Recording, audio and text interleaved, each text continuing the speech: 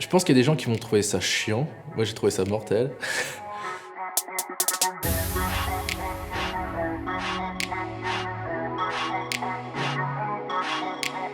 Je m'appelle Théo Gosselin, je vais avoir 30 ans la semaine prochaine et je suis photographe. Aujourd'hui, moi, je vais vous parler de Blow the Man Down, un film réalisé par Bridget Savage Cole et Daniel Crudy.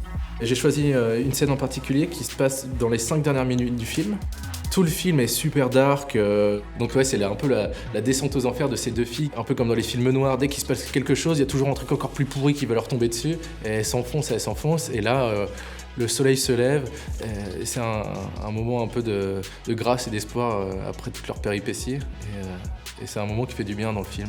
Alors ce qui me plaît vachement moi dans ce screenshot, c'est que le fait qu'on cadre les personnages dans un coin de l'image, qu'on découpe un peu tout en tiers, donc en 3, et qu'on mette les personnages à gauche et pas forcément au centre. Tu vois, t'as une super ligne de fuite avec le cimetière, t'as toutes les tombes qui partent vers le côté droit de l'image, t'as les deux personnes en bas à gauche, t'as la ligne d'horizon qui vient cadrer tout, et t'as aussi le fait que le soleil se lève et qu'il soit pas encore là, donc t'as une super lumière, super bleutée, rosée, et en même temps, l'image prise toute seule, ça pourrait être une photographie. C'est pour ça aussi que je l'ai choisi, c'est que même si on n'a pas vu le film, on peut s'imaginer plein de choses en voyant cette image.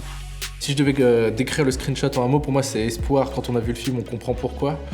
Mais sinon, si on voit ça en tant que simple photographie, pour moi c'est le mot nostalgie qui me viendrait à l'esprit. Ouais. Et donc c'est l'histoire de deux sœurs dans une ville de pêcheurs en plein hiver dans le nord-est. Et parallèlement à ça, t'as plein d'histoires dans la ville, plein de portraits de femmes hyper fortes. Et il se passe plein d'histoires qui au final se rejoignent toutes. Mais les deux réals ont pris le temps de créer des vrais personnages, et c'est ça qui fait aussi toute la puissance et la force du film.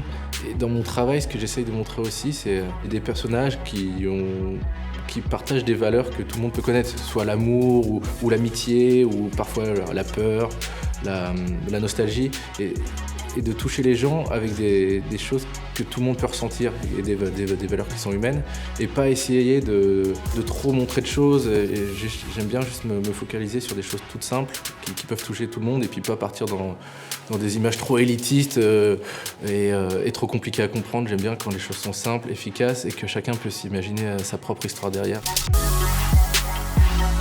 C'est un peu mal expliqué, mais c'est à peu près ça.